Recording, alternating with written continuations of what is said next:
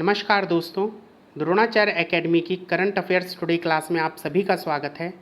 आज 19 जून 2020 है और हम आपके लिए फिर से कुछ नए करंट अफेयर्स लेकर आए हैं।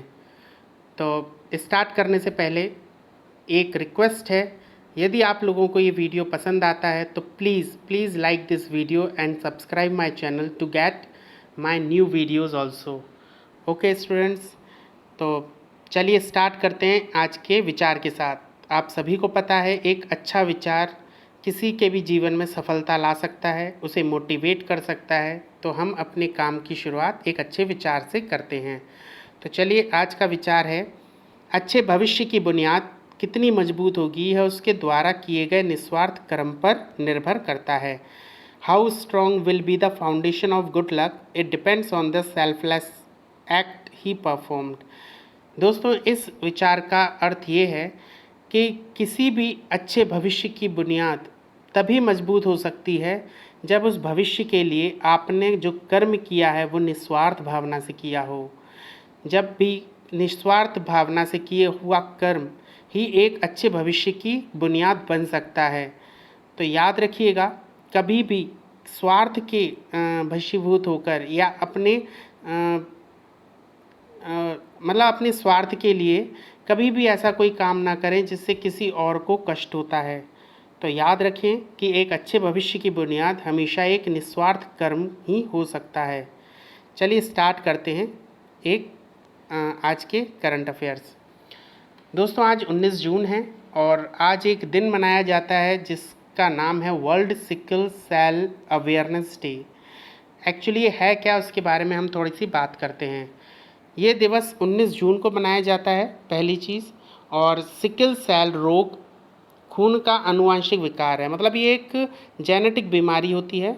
और इसमें क्या होता है कि हीमोग्लोबिन में जो सेल्स होती हैं वो एस आकार की हो जाती हैं, ठीक है। और ये एक दोषपूर्ण एक्टिविटी है, मतलब जब ये एस आकार की हो जाती हैं, सी आकार की हो जाती हैं, तो उसके अंदर एक दोष आ जाता है, वो एक डिसीज़ पैदा करने लगती है।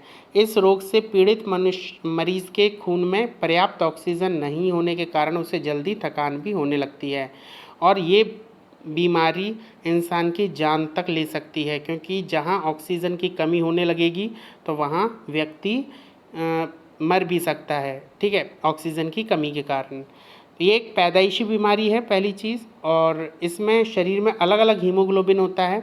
ये हीमोग्लोबिन एस होता है जिसका आकार अंग्रेजी अक्षर एस या हंसिए के आकार का होता है, सी आकार का। क्लियर। सिकल सेल रोग यानी CSD हीमोग्लोबिन की विरासत में मिली अनुवांशिक असामान्यता है, क्योंकि विरासत में मिलती है एक्चुअली ये। यदि किसी के माता पिता को है तो उसके बच्चे को ये हो सकती है, नॉर्मल बात है।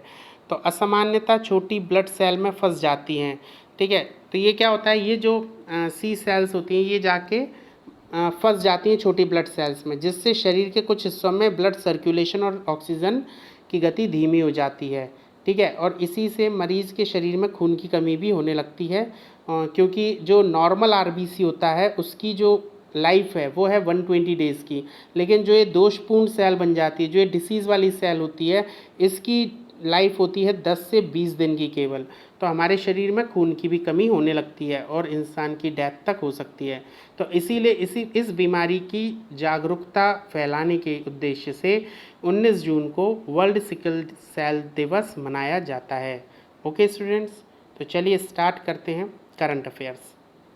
आज का पहला अफेयर है, which new Delhi based chartered accountants firm has been appointed by the trustees of Prime Minister's Citizen Assistance and Relief in Emergency Situation PM Cares Fund as its auditor for the next 3 years।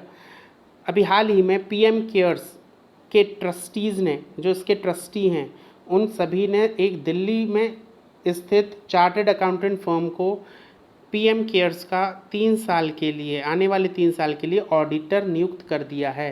तो हमें ये बताना है कौन सी firm है। तो इसका जो आंसर रहेगा वो रहेगा शार्क एसोसिएट। ओके, इसे शार्क एसोसिएट को अभी हाल ही में PM केयर्स का ऑडिटर बना दिया गया है 3 साल के लिए। ओके,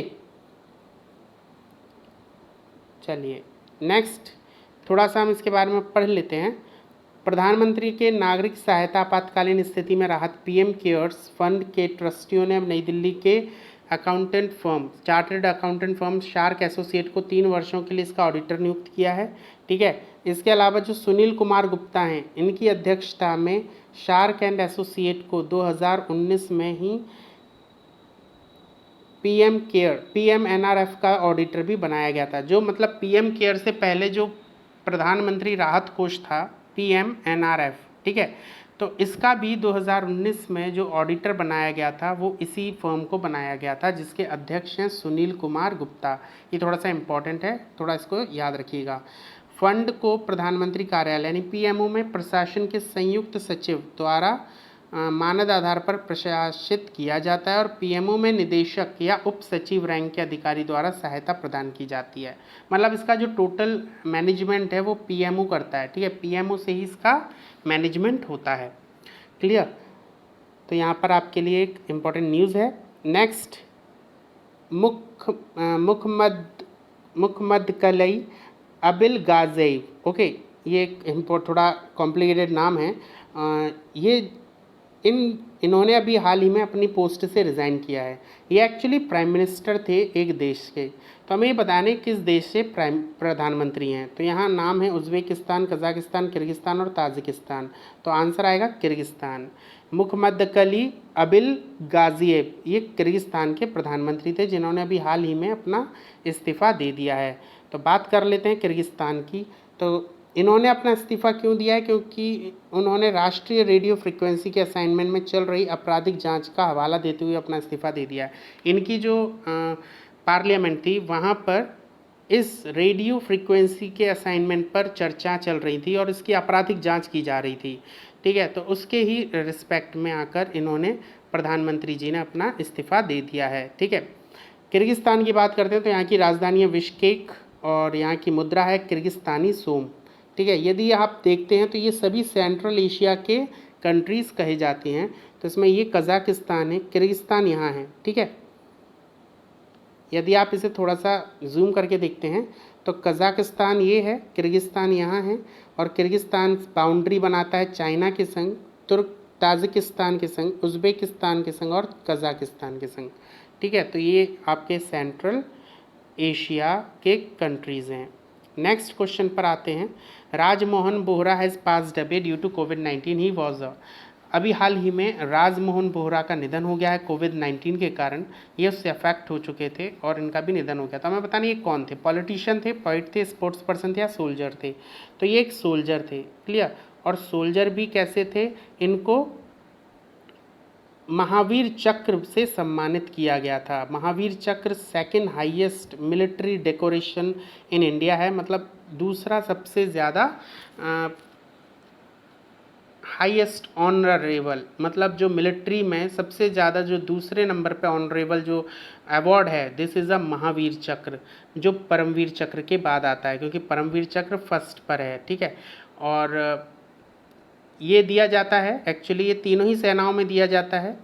जो दुश्मन के सामने बड़ी दृढ़ता से लड़ता है, चाहे वो हवा में लड़े या समुद्र में या ज़मीन पर, तो ये तीनों ही सेनाओं को दिया जा सकता है महावीर चक्र। और ये जो राजमोहन बोहरा थे, ये महावीर चक्र के अवॉर्डी भी थे। और ये 1971 में जो वॉर हुआ था उसमें भी एक हीरो की तरह इन्होंने अपनी एक्टिविटीज़ की थी। ठीक है, तो 1971 वॉर के हीरो के रूप में भी इन्हें जाना जाता है, लेफ्टिनेंट जनरल राजमोहन बोहरा, जिनका भी हाल ही में निधन हो गया है। तो ये आपको समझ में आ गया, this is a Mahavir Chakra, जो second highest military decoration in India है। ओके, नेक्स्ट क्वेश्चन है आपका, in which temple of Nepal India will build security facility of 2.33 crore. अभी हाल ही में नेपाल में एक मंदिर में भारत ने अपने 2.33 करोड़ की एक सुरक्षा सुविधा का निर्माण किया है। हमें बताने किस टेम्पल की बात की जा रही है यहाँ। तो श्री मुक्तिनाथ टेम्पल, मानकमना, स्वयंभूनाथ स्तूपा और पशुपतिनाथ। तो आंसर रहेगा यहाँ पशुपतिनाथ टेम्पल। पशुपतिनाथ टेम्पल भगवान शिव को समर्पित है। और अभी आप जानते हैं कि नेपाल और भारत के बीच में एक नक्शे को लेकर, मतलब क्या किया है नेपाल ने, अपना नक्शा छाप दिया है, मतलब पब्लिश कर दिया है, और उस नक्शे में उसने भारत के कुछ हिस्से को अपना हिस्सा बता दिया है। ठीक है, जिसमें से मुख्यतः है काला पानी। ठीक है, जो हम भारत का हिस्सा माना जाता है, लेकिन उसे भी नेपाल ने अपना हिस्सा बना दिया है। तो ऐसी इस स्थिति में जब नेपाल भारत का एक भूभाग को हड़पना चाह रहा है, तब भी भारत एक शांति प्रिय देश की भूमिका निभा रहा है। और इसी एक्टिविटी से भारत ने सिद्ध कर दिया कि पूरे विश्व में भारत एक शांति प्रिय देश है, जो वॉर को बहुत हद तक टालता है। कोशिश करते हैं, भारतीय जितने भी नेता हैं वो ये कोशिश करते हैं कि सभी चीज़ें पीस यानी शांति से सॉर्ट आउट हो जाएं। तो भारत अपने इस पड़ोसी देश के साथ कूटनीतिक, राजनीतिक और सांस्कृतिक रिश्तों में कभी भी कड़वाहट नहीं चाहता, और इसीलिए भारत ने काठमांडू स्थित विश्व प्रसिद्ध पशुपतिनाथ मंदिर परिसर में करोड़ों रुपए की लागत से अत्याधुनिक सैनिटाइजेशन सुविधा का भी निर्माण किया है। साथ ही ये 2.33 करोड़ रुपए खर्च कर रही है यहाँ पर प्रोजेक्ट में, और ये जो प्रोजेक्ट है ये भारत नेपाल मैत्री परियोजना के तहत इस प्रोजेक्ट का निर्माण किया जाएगा। क्लियर? तो आपको ये प्रोजेक्ट याद रखना है, किस प्रोजेक्ट के तहत ये सारे वर्किंग होगी। तो ये होगी भारत नेपाल मैत्री परियोजना। ठीक है, कितने रुपए का हो रहा है? 2.33 रुपये का। ठीक है, किस मंदिर में हो रहा है? पशुपतिनाथ मंदिर में। ठीक है, बात करते हैं थोड़ा नेपाल की। तो कैपिटल सिटी है यहाँ काठमांडू, और लार्जेस्ट सिटी भी काठमांडू है। प्रेसिडेंट यहाँ विद्या देवी भंडारी, वहीं प्राइम मिनिस्टर हैं KP Sharma Oli. Upper house को या नेशनल असेंबली कहा जाता है, और लोअर हाउस को हाउस ऑफ रिप्रेजेंटेटिव। वहीं करेंसी है यहाँ पर नेपालीज रुपीज़। ओके, तो ये यहाँ पर कुछ इंपॉर्टेंट न्यूज़ आपको मिल जाती है। नेक्स्ट क्वेश्चन की बात करते हैं। तो PM Narendra Modi launch the auction of how many coal mines. PM Narendra Modi ने अभी हाल ही में कितने कोयला खानों की नीलामी शुरू की है? तो क्वेश्चन है यहाँ पर, कितने कोयला खानों की नीलामी शुरू कर दी गई है? तो आंसर आएगा 41। क्लियर? 41 इसका आंसर है। PM Narendra Modi launched the auction of 41 coal mines for commercial mining through video conferencing on July 18th, 2020. The launch is a part of the announcement that were made by the center under आत्मनिर्भर भारत अभियान। यदि यहाँ पर questioning ये होती है कि ये जो एक्टिविटी की जा रही है, जो ऑक्शन हो रहा है 41 कोल माइंस का, ये किस अभियान के तहत किया जा रहा है? तो ये हो रहा है जो सेंटर से लॉन्च किया गया था आत्मनिर्भर भारत अभियान के तहत। क्लियर? हमें किसी से पैसे मांगने की ज़रूरत ना पड़े, इसीलिए यहाँ पर इस तरह की एक्टिविटी की जा रही है, ताकि हम अपने आप को एस्टेब्लिश कर सकें without any help. Okay, so this is the आत्मनिर्भर भारत अभियान। Next, which minister on June 17 launched India's first mobile laboratory for the testing of COVID-19 in rural and inaccessible area of India? आप सभी को पता है corona इस समय पूरे विश्व में फैला हुआ है, और चूँकि हमारे यहाँ क्या हुआ है, जितने भी मज़दूर हैं, जितने भी माइग्रेंट्स हैं, ये सभी अपने अपने गांव पहुंच चुके हैं, लेकिन गांव में वो सभी फैसिलिटीज़ नहीं हैं जिससे वहां पर कोरोना टेस्ट किए जा सकें। इसीलिए अभी हाल ही में एक मोबाइल लेबोरेटरी की शुरुआत की गई है, जो भारत में पहली बार हुआ है। First mobile laboratory for the testing of covid in rural और इनएक्सेसिबल एरिया। ये मोबाइल लेबोरेटरी का काम क्या रहेगा कि जो गांव क्षेत्र हैं और ऐसे क्षेत्र जहां पहुंचना मुश्किल है, तो ऐसे क्षेत्रों में जाकर कोविड की टेस्टिंग करना। ठीक है, तो हमें बताने किस मिनिस्टर ने लॉन्च किया है? तो आंसर रहेगा यहाँ डॉक्टर हर्षवर्धन जी, इन्होंने ही इसे लॉन्च किया। डॉक्टर हर्षवर्धन जी को WHO में एग्जीक्यूटिव डायरेक्टर के जो इनका चेयरमैन का पद है उस पर इन्हें नियुक्त किया गया है। ठीक है, तो एक एडवाइज़र भी हम कह सकते हैं कि वहाँ पर जब भी कोई फैसला लिया जाएगा तो एक बहुत इंपॉर्टेंट रोल होता है चेयरमैन का। सो हर्षवर्धन जी का एक बहुत इंपॉर्टेंट रोल है इस समय WHO में, वर्ल्ड हेल्थ ऑर्गेनाइजेशन में, ये आपको पता होना चाहिए। नेक्स्ट क्वेश्चन पर आते हैं, थोड़ा हम इसी के बारे में और बात कर लेते हैं। यहाँ पर ये जो लैबोरेटरी बनाई गई है, ये भी एक तरीके से आत्मनिर्भर भारत अभियान के तहत बनाई गई है। क्लियर? यहाँ पर ये वाली जो लैब है, इस लैब को Andhra Pradesh mad take zone और ministry of science and technology के कोलैबोरेशन से बनाया गया है, और इसका जो मेन एम है वो ये है कि हेल्थ केयर हर जगह पहुंचाई जाए, ऐसी जगहों तक भी हेल्थ केयर पहुंचाई जाए जहां पर इस समय इनएक्सेसिबल एरियाज़ हैं। क्लियर।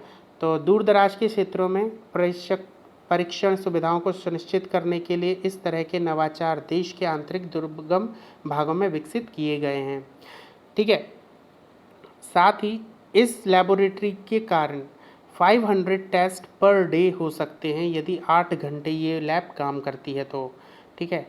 साथ ही फरवरी में एक प्रयोगशाला के साथ ही इस लड़ाई की शुरुआत की गई थी, जो आज बढ़कर 953 प्रयोगशालाओं में बदल चुकी है। ठीक है। और 953 प्रयोगशालाओं में से 699 सरकारी प्रयोगशालाएं हैं। तो एक बहुत बड़ी उपलब्धि हमारी है कि हमने कोविड से लड़ने के लिए इतनी सारी प्रयोगशालाओं को इस समय एस्टेब्लिश कर चुके हैं हम। बात करते हैं नेक्स्ट क्वेश्चन की। तो which laboratory has become the first to create the fifth state of matter. हम सभी जानते हैं कि मैटर की 4 ही स्टेट होती हैं और ये 5वीं स्टेट अभी खोजी गई है। तो हमें बताना है किस लैबोरेटरी में खोजी गई है। Cold atom lab, Fermi lab, सर्न लैब या बुक हेवन नेशनल लैब। तो आंसर रहेगा कोल्ड एटम लैब।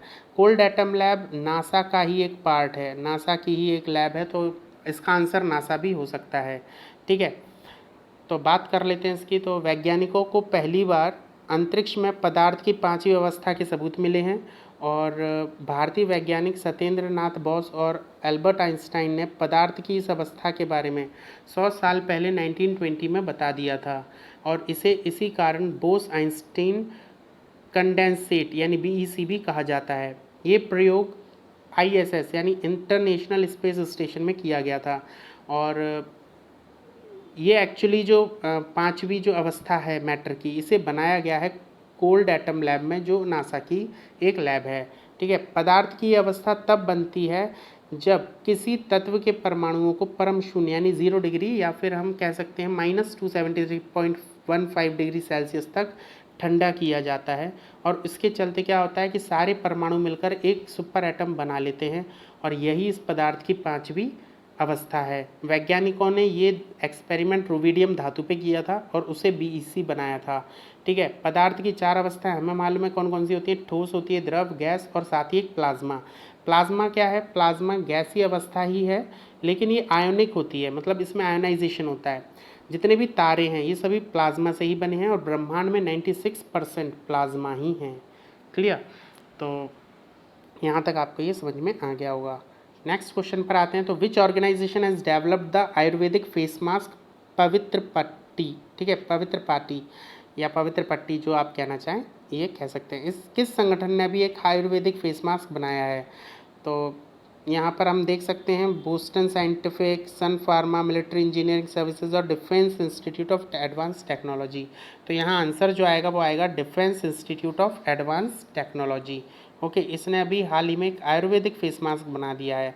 अब बात करते हैं इसकी। तो यहाँ पे जो ये डाइट है defence institute of advanced technology, इसने इसे डेवलप किया है cotton mask using a herbal extract. मतलब मास्क जो है वो तो कॉटन का है लेकिन उसमें कुछ हर्बल एक्सट्रैक्ट्स का यूज़ किया गया है जो एज अ वायरस न्यूट्रलाइज़र की तरह काम करते हैं, साथ ही पैथोजेंस को रोकते हैं। ठीक है। जो भी और छोटे जीवाणु हैं, जो कीटाणु हैं, इन्हें उस मास्क पर रहने से रोकते हैं, उन्हें न्यूट्रलाइज कर देते हैं। ठीक है। जो हर्बल एक्सट्रैक्ट है इसमें क्या क्या लिया गया है? नीम ऑयल लिया गया है, टर्मरिक हल्दी, तुलसी, अजवाइन, है ना, ब्लैक पेपर, गम अरेबिक, क्लोव यानी लौंग, सैंडलवुड, चंदन, सैफरन, केसर, इन सब का इस्तेमाल करके एक नॉन वोवन मतलब बिना सिला हुआ, नॉन फाइबर बिना फाइबर का 3 लेयर बायोडिग्रेडेबल मास्क तैयार किया गया जिसे पवित्र पट्टी कहा गया है। ठीक है। ये एक anti bacterial, anti fungal, anti viral, porous और सुपर हाइड्रोफोबिक, ठीक है, हाइड्रोफिलिक एंड बायोडिग्रेडेबल भी है। It will be very useful to it is very useful in our fight against कोविड-19। ठीक है। कोविड-19 से लड़ने में ये बहुत ज़्यादा मदद करने वाला है। नेक्स्ट क्वेश्चन है which country will host the 4th Asian youth para games from December 1 to 10, 2021।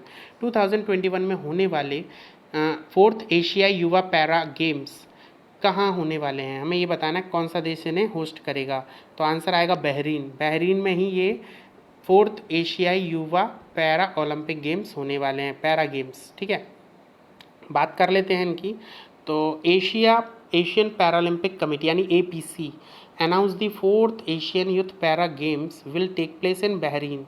ठीक है, बहरीन में होने वाले हैं और APC ने ये घोषणा की है। ठीक है, ये जो इवेंट है ये नेशनल पैरालंपिक कमेटी यानी NPC of Bahrain with the support of local government की मदद के संग नेशनल पैरालंपिक कमेटी इसको क्या करेगी, ऑर्गेनाइज करेगी। साथ ही ये पहली बार बहरीन में हो रहा है। बहरीन के लिए बहुत बड़ी बात है कि इतना बड़ा बिग स्पोर्ट, पैरा स्पोर्ट वहाँ पर होने जा रहा है। ठीक है, APC की बात करते हैं तो APC का हेडक्वार्टर है दुबई में, UAE में। यहाँ प्रेसिडेंट है मस्जिद रशीद जो UAE की हैं। और यदि हम बात करते हैं बहरीन पैरालंपिक कमेटी की तो यहाँ प्रेसिडेंट है शेख मोहम्मद बिन दौजा अल खलीफा। ठीक है, फिर आते हैं बहरीन पर। तो बहरीन की कैपिटल है मनामा। मोनार्की सिस्टम है तो राजा का नाम है हमद बिन ईसा अल खलीफा। यहाँ क्राउन प्रिंस वही हैं सलमान बिन हमद अल खलीफा और प्राइम मिनिस्टर हैं खलीफा बिन सलमान अल खलीफा। ठीक है, तो ये थोड़े से नाम आपको पढ़ने हैं और याद करने हैं। नेक्स्ट न्यूज़ पर आते हैं।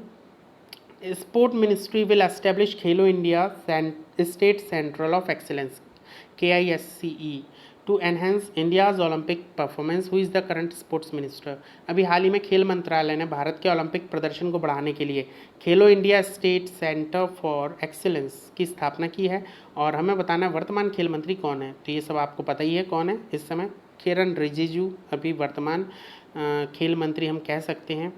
ठीक है, खेल मंत्रालय की बात करते हैं तो खेल मंत्रालय ने अभी प्रत्येक राज्य केंद्र शासित प्रदेश में एक खेलो इंडिया राज्य उत्कृष्टता केंद्र की स्थापना करने का निर्णय लिया है। वहीं पहले चरण में ये 8 स्टेट्स में इस सुविधाओं की पहचान मतलब इस केंद्र की स्थापना करेगा। जिन 8 स्टेट हैं उड़ीसा, कर्नाटक, केरल, तेलंगाना, मिजोरम, मणिपुर, अरुणाचल प्रदेश और नागालैंड। ठीक है, यहाँ पर खेल सुविधाओं की पहचान की जाएगी। वहीं इस पहल के बारे में बताते हुए केंद्रीय मंत्री किरण रिजिजू ने बताया है कि ओलंपिक खेलों में भारत के उत्कृष्ट प्रदर्शन को सुनिश्चित करने के लिए भारत में खेलो इंडिया राज्य उत्कृष्टता केंद्रों की स्थापना की जा रही है। ठीक है, और खेल मंत्रालय का प्रयास भारत के प्रत्येक राज्य में उपलब्ध सर्वोत्तम खेल सुविधाओं को वैश्विक स्तरीय मानक सुविधा के तौर पर बढ़ावा देना है, जहां पूरे भारत के एथलीट अपने विशिष्ट खेल में प्रशिक्षण ले सकेंगे।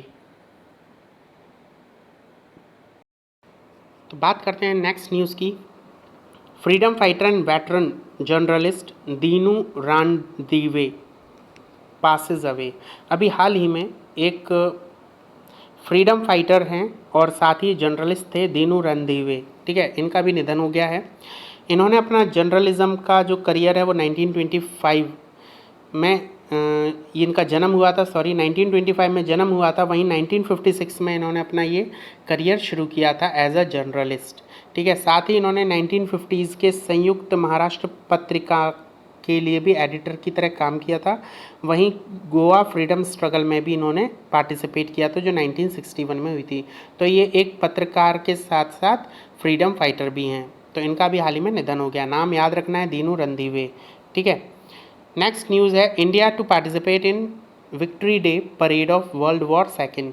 इंडिया अभी हाल ही में वर्ल्ड वॉर सेकेंड के विक्ट्री डे परेड में शामिल होने वाला है। ठीक है, इंडिया अपनी त्रिसेवा दल मतलब ट्राई सर्विस कंटाइंजेंट, ठीक है, मतलब त्रिस्तरीय जो सेवा दल है उसको यहाँ 75वें विक्ट्री डे परेड में भेजने वाला है। ये परेड कहाँ होने वाली है? मॉस्को रशिया में। ठीक है, India will send it 75 member tri service contingent as the defence minister of Russia has invited an Indian contingent to take part in the victory day parade. Victory day parade के लिए Russia ने भारत को invite किया और भारत ने अपने 75 member के साथ अपने दल को भेजा है। ठीक है, रशिया हर साल 24 जून को वर्ल्ड वॉर मतलब इस साल क्या हो रहा है कि 75वां साल है ये मतलब 75वां विजय दिवस है वर्ल्ड वॉर सेकेंड का, और उसी को 75वीं एनिवर्सरी बनाने के लिए मॉस्को में इस परेड को कंडक्ट किया जा रहा है। ठीक है, और ये जो परेड रहेगी ये मेनली इसका जो एम है वो ये है to honour the heroism and sacrifice made by the Russians as well as the friendly peoples. मतलब इससे इस परेड से हम उन लोगों को याद करेंगे जिन्होंने वर्ल्ड वॉर सेकेंड में अपना सेक्रीफाइस दिया, अपने प्राण गंवाए। ठीक है, और साथ ही वीरता से लड़े। तो ऐसे ही रशियंस साथ साथ उन फ्रेंडली पीपल्स के लिए जो दूसरे देशों से आए थे। ठीक है, तो बात करते हैं रशिया की, तो यहाँ के प्रेसिडेंट व्लादिमीर पुतिन हैं, वहीं कैपिटल है मॉस्को। ओके, नेक्स्ट न्यूज़ है India elected as non permanent member of UN security council. ये आप बड़ी खुशी की बात है इंडिया के लिए कि भारत फिर से यूएनएससी का एक नॉन परमानेंट मेंबर बन चुका है। ठीक है, अस्थायी सदस्य। बात करते हैं, India has won the election for 2 year terms. 2 साल के लिए इसने ये इलेक्शन जीता है, और जीता भी कैसे है, टोटल 193 मेंबर्स थे जिसमें से 184 वोट्स इंडिया के पक्ष में पड़े थे। ठीक है, India won the non permanent seat from the Asia Pacific category. Asia Pacific category की सीट इंडिया ने जीती है जो 2021-22 के लिए जीती गई है, और इसका जो टर्म है वो चालू होगा 1 जनवरी 2021 से। ठीक है, 1 जनवरी 2021 से चालू होगा, और 2 साल तक भारत इस संगठन का अस्थायी सदस्य बन के रहेगा। साथ ही इंडिया ने यूएनएससी के पहले भी 7 बार करीब इसका अस्थायी सदस्य बन चुका है। 1950 से 51 के लिए, 67-68 में, 72-73 में, 77-78 में, फिर 84 से 85 में, 91 से 92 में, और 2011 से 12 में। तो इस तरीके से ये 7 बार यूएनएससी का नॉन परमानेंट मेंबर बन चुका है। बात करते हैं आयरलैंड, मैक्सिको, नॉर्वे भी इस साल इंडिया के साथ ही उन्होंने यूएनएससी का नॉन परमानेंट मेंबर चुना गया है, आयरलैंड, मैक्सिको और नॉर्वे को। ठीक है, तो यहाँ पर अभी 5 परमानेंट मेंबर्स हैं यूएनएससी में, और 10 नॉन परमानेंट मेंबर्स भी ये इलेक्ट करता है। इंडिया की तरफ से जो रिप्रेजेंटेटिव हैं भारत की तरफ से यूएनएससी में वो हैं T S Trimurti. Okay, T S Trimurti को इंडिया का परमानेंट रिप्रेजेंटेटिव बनाया गया है यूनाइटेड नेशंस में। ओके, चलिए नेक्स्ट न्यूज़ है PM Modi to launch Garib Kalyan Rojgar Abhiyan on June 20 to boost livelihood opportunity in rural India. It is a very important news. Actually अभी माइग्रेंट्स हुए हैं, माइग्रेटेड जो पीपल हैं उनको रोज़गार देने की समस्या है, तो उसी रोज़गार देने की समस्या को सॉल्व करने के लिए मोदी जी ने एक नई स्कीम चलाई है जिसका नाम है गरीब कल्याण रोजगार अभियान। इसके कुछ पॉइंट्स हैं वो आप ध्यान रखिएगा। पहला तो ये जो अभियान है ये चलाया गया to empower and provide livelihood opportunity to the returnee migrant worker and rural citizen. मतलब जो गांव के लोग हैं और साथ ही वो वर्कर जो दूसरे शहरों से अपने शहरों में आ रहे हैं, ऐसे लोगों की लाइवलीहुड यानी उनकी जीविका उनको प्रोवाइड करना। ठीक है, उनको एम्पावर करना, मतलब उनको हारने ना देना। ठीक है, तो ये काम होगा इस स्कीम का। ठीक है, इस स्कीम के ये जो स्कीम है ये 125 डेज़ के लिए चलाई जाएगी। अप्रॉक्सीमेटली 116 डिस्ट्रिक्ट इन 6 स्टेट, मतलब 6 राज्यों के 116 डिस्ट्रिक्ट्स में 125 दिन के लिए कैंपेन चलाया जाएगा जिसका एम रहेगा work in mission mode to help migrant worker. मतलब जो माइग्रेंट वर्कर आए हैं उन लोगों को वर्क इन मिशन मोड में रखना, मतलब उनको काम दिलाना, उनको उनकी रोजगारी देना। ठीक है, साथ ही a total of 50,000 crore will be invested. मतलब क्या है कि इस स्कीम में टोटल कितना खर्च किया जाएगा, 50,000 करोड़ का खर्च किया जाएगा। ठीक है, इसके पहले भी प्रधानमंत्री गरीब कल्याण पैकेज का भी शुरुआत किया गया था 5 मई को, जिसमें 34,800 करोड़ रुपए का फाइनेंशियल असिस्टेंस दिया जाएगा। ठीक है, तो ये दोनों ही न्यूज़ इम्पॉर्टेंट हैं। नेक्स्ट और लास्ट न्यूज़ इज़ पुरी रथ यात्रा 2020 supreme court stay Jagannath एमिड covid states Lord want forgive if allowed. यहाँ सुप्रीम कोर्ट में एक अपील लगाई गई थी कि जगन्नाथ यात्रा को शुरू करने की इजाज़त दी जाए। लेकिन सुप्रीम कोर्ट ने ये कहते हुए इस पर स्टे लगा दिया कि यदि उन्होंने इस साल जगन्नाथ रथ यात्रा को मंजूरी दे दी तो इससे बहुत सारे लोगों की सेफ्टी खतरे में आ जाएगी। ठीक है, साथ ही सोशल डिस्टेंसिंग का वहाँ ख्याल हो नहीं पाएगा। तो एक तरीके से क्या होगा, बहुत ही ज़्यादा विकट स्थिति वहाँ बन जाएगी। और यदि ऐसा कुछ होता है तो भगवान जगन्नाथ कभी भी उन्हें माफ़ नहीं करेंगे। तो इसीलिए ये स्टेटमेंट देते हुए कि the lord Jagannath won't forgive if this year Rath Yatra is allowed. The annual procession was scheduled to begin from 23 June from Jagannath temple of Puri Orissa. ये उड़ीसा में जगन्नाथ टेम्पल से 23 जून को शुरू होने वाली रथ यात्रा थी, जिस पर सुप्रीम कोर्ट ने बैन लगा दिया है। ओके स्टूडेंट्स, तो यहाँ पर हमारे करंट अफेयर्स ख़त्म होते हैं।